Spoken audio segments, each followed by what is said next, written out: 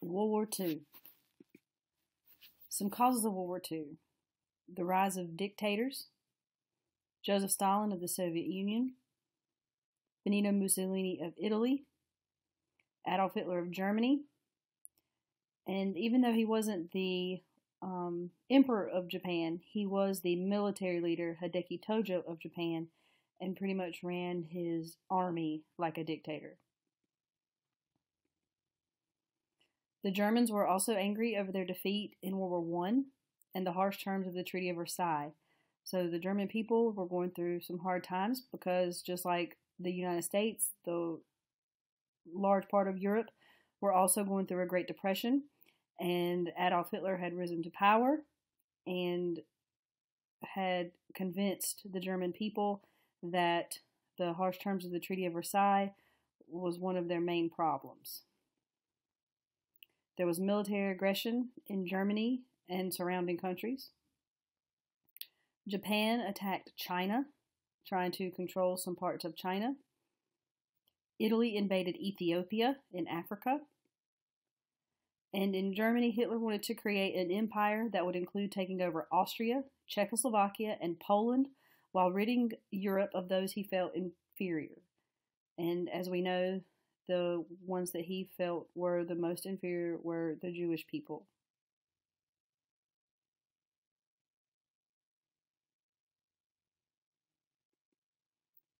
In America, we were practicing neutrality, or isolationism. In 1935, Congress passed the Neutrality Act.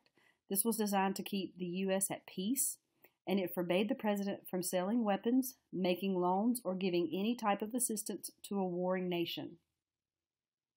So we were trying to make sure that we were minding our own business and not getting involved in some of the things that we were hearing about in Europe.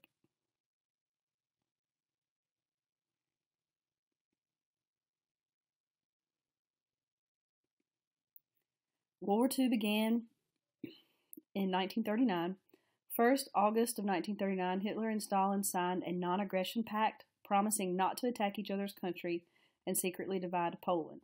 So no other countries really knew about this pact. So Poland was divided between Russia and Germany, and Hitler said that he would not invade Russia as long as Russia kind of just looked the other way. In September 1st, 1939, Hitler invaded Poland.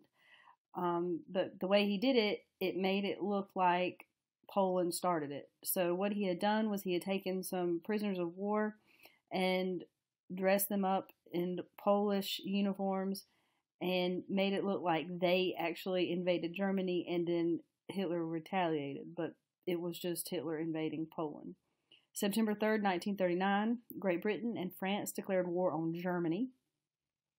Then April 1940, Germany seized Denmark and Norway, then moved on to conquer the Netherlands, Luxembourg, and Belgium. Then Hitler sent his army to invade France. June 22nd, 1940, France surrendered. So France was not able to hold up for very long. Then Britain got involved with the Battle of Britain. Germany began bombing Britain in air raids, but never officially invaded, because if you know your European geography, Great Britain is an island. It's the United Kingdom, which is an island north of Spain, and it's not easily invaded by land, but they did a lot of air raids, especially over London. June 22nd, 1941, Hitler breaks his pact with Stalin and invaded the Soviet Union.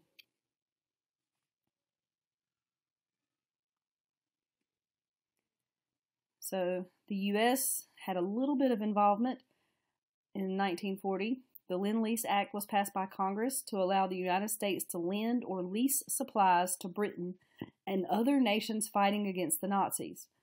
This soon extended to China and the Soviet Union. The U.S. began building up its military just in case, and the U.S. also banned exports of iron, steel, and oil to Japan.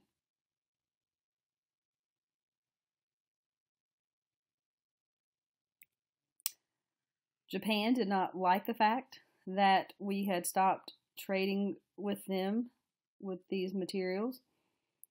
And there's also a rumor that Hitler had persuaded Japan to attack the United States because Hitler wanted to fight America. He wanted to prove that his army was the best, and in order to be the best, you have to beat the best. And at that point in time, we were the best because we basically were the champions. We had won World War One, and Hitler wanted to prove that he could beat us, but we were not getting involved. So Hitler knew that in order for us to get involved, we would have to be attacked, but it would be very difficult for Hitler to attack because Germany is landlocked and everything. But Japan is much closer to the United States, especially the West Coast. So rumor has it that Hitler persuaded Hideki Tojo to attack the United States. On December 7th, 1941, very early in the morning, Japan attacked Pearl Harbor in Hawaii. FDR said it was a day that will live in infamy. Infamy or infamous means basically famous for something bad. On December 8th, 1941, Congress declared war on Japan.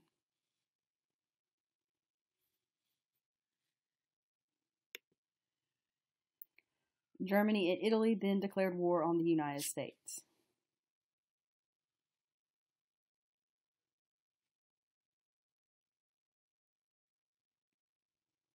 So now in 1941, you have Germany, Italy, Japan, and 6 other countries as the Axis powers. And then you have Great Britain, France, China, the Soviet Union, the United States, and 45 other countries as the Allied powers.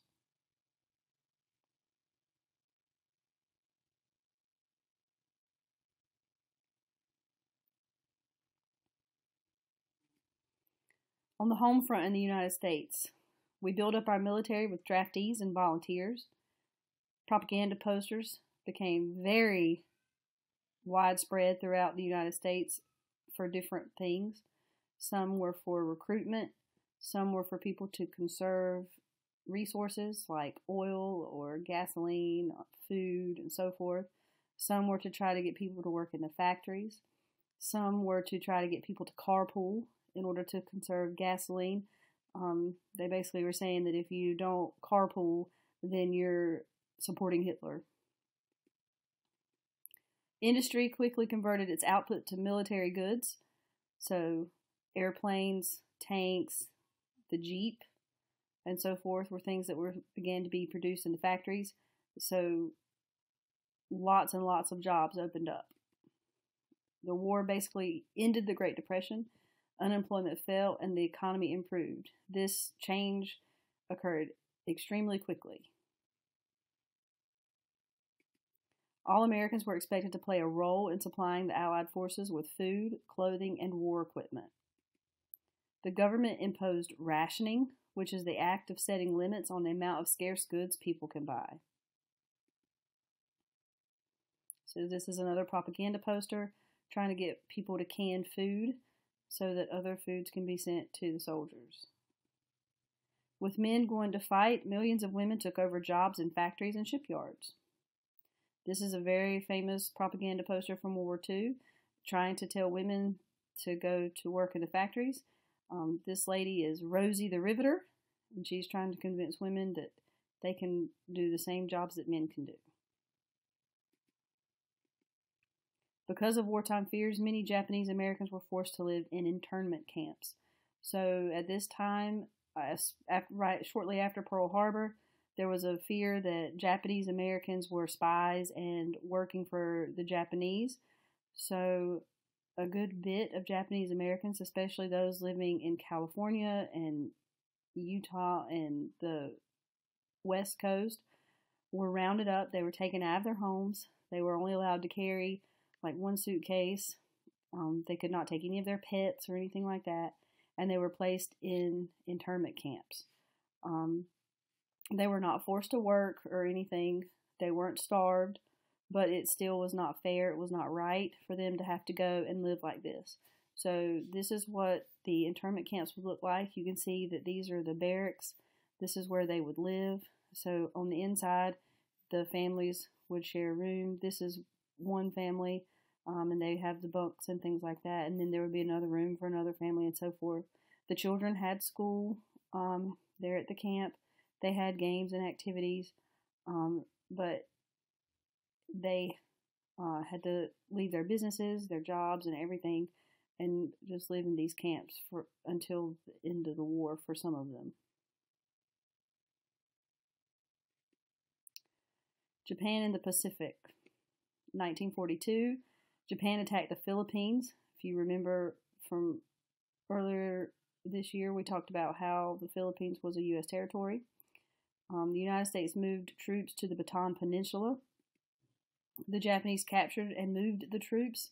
This is known as the Bataan Death March. They moved them across the peninsula of Bataan. They were forced to march for long periods of time without rest, very little food, very little water. Lots of soldiers died on this march. Then the Battle of Midway occurred. This was a turning point in the war with Japan. The United States was very successful. It boosted the morale of the soldiers, and we were able to capture more and more islands after the Battle of Midway.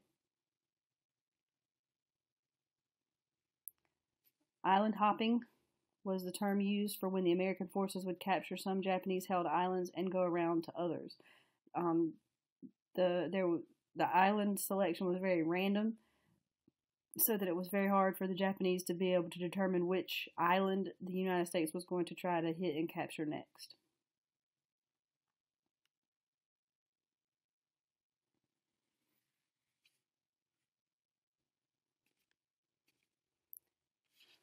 There was a fighting front in Africa during World War II. If you remember, Italy had invaded Ethiopia.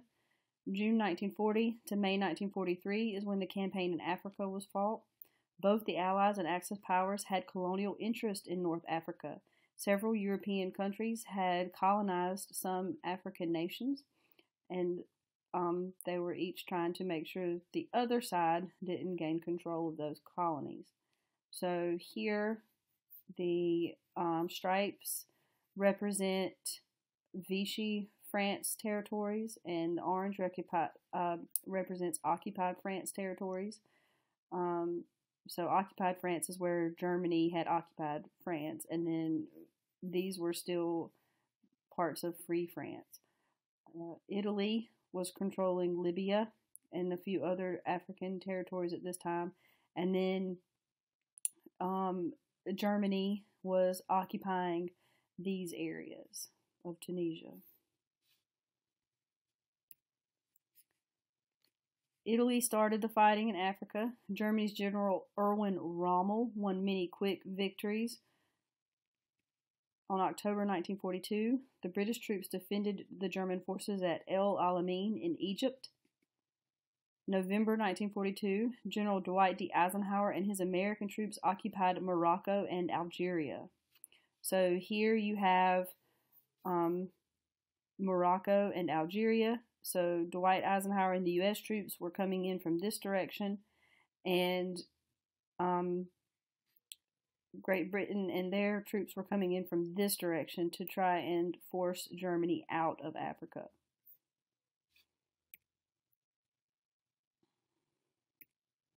May 1943, Rommel's army is surrounded and they surrender Africa. So the war in Africa is over.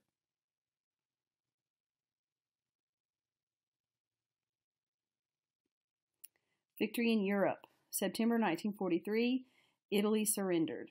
June 6, 1944 is D-Day. This is when the Allied forces stormed the beaches of Normandy in France, pushing the Germans out.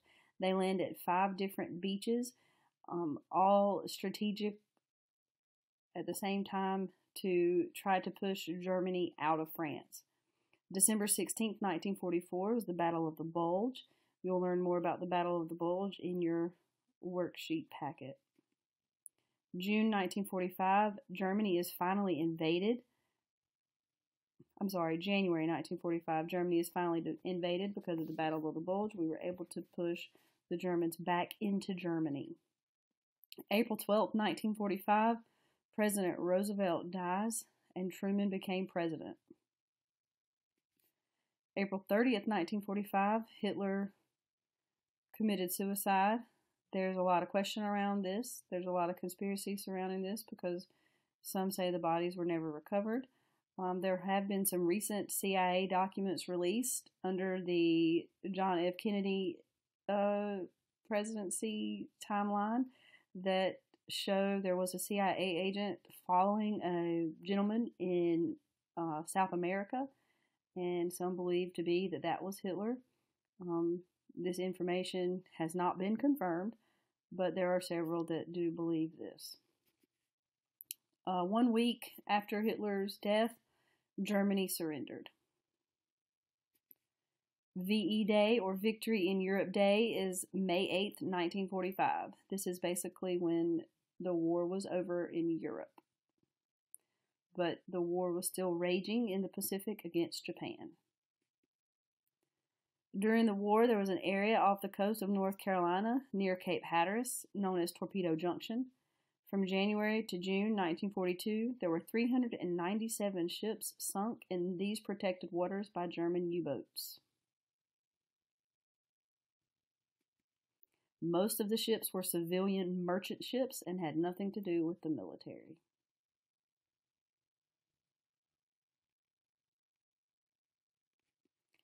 The Manhattan Project. This was a top-secret project funded by the United States government to create an atomic bomb. An atomic bomb is an explosion caused by splitting an atom. It is created by fission. The bombs were tested in New Mexico. Basically, they would drop the bombs, like this one pictured here, from a crane and drop them deep down underground in order to test them somewhat safely. The GI Bill. In 1944, there was a law that provided a range of benefits for returning World War II veterans. Some of those benefits were low-cost mortgages, so soldiers could buy houses at cheaper rates, low-interest loans to start a business or farm, cash payments of tuition and living expenses to attend college, and 1 year of unemployment compensation. Up until recently, a lot of these benefits were still provided for soldiers.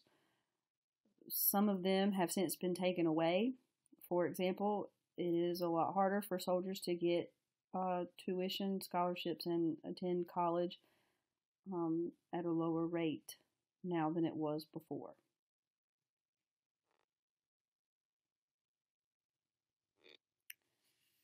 The GI Bill is available to every veteran who had been in active duty for at least 90 days during World War II.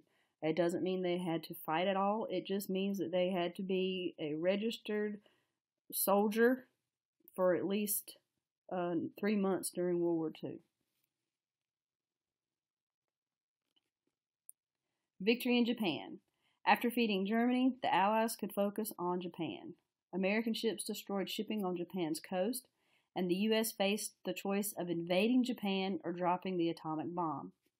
Harry S. Truman, the president at this time, decided to drop an atomic bomb on Hiroshima, Japan, to save American lives. He said that he felt like sending in troops would be way too many casualties for the soldiers, and so he felt that the bomb would be the best way. So, on August 6, 1945, the Enola Gay dropped the bomb Little Boy on Hiroshima.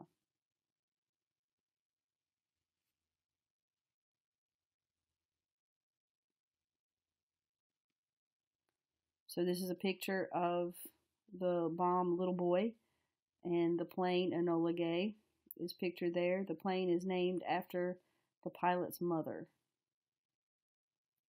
Paul Tibbets was the pilot. These are some pictures of the mushroom cloud that the bomb caused. This was a picture taken from the plane. If you look right here, this is the wing of the plane.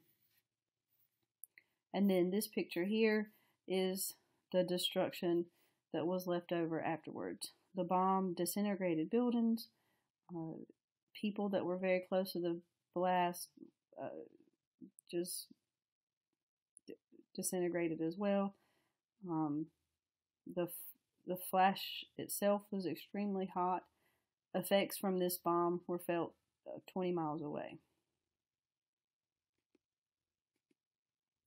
On August 9, 1945, the Soviet Union invaded Manchuria, which was held by Japan. Truman then asked Japan to surrender. They refused. Truman said that he was going to drop another bomb on another city if the Hideki Tojo didn't surrender. Hideki Tojo, of course, said he was not going to surrender. So Truman decided to drop the second atomic bomb on Nagasaki on August 9th, 1945. Before the bomb was dropped, I think a day before, planes released flyers over several Japanese cities, alerting the citizens that they were going to be dropping a bomb and the bomb could possibly be on that city in order to get some of the civilians out of the way. On August 10, 1945, Japan's Emperor Hirohito gave the unconditional surrender.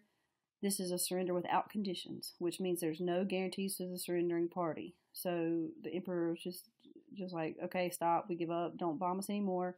We'll talk about the terms later. The official surrender of Japan was on August 14, 1945.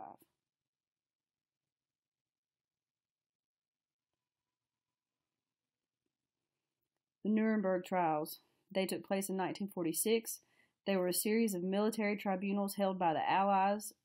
They prosecuted prominent members of the political, military, and economic leaders of the Nazi Party. So the high-ranking officers that were still alive after the war, they were prosecuted at the Nuremberg trials, those that didn't run away and escape.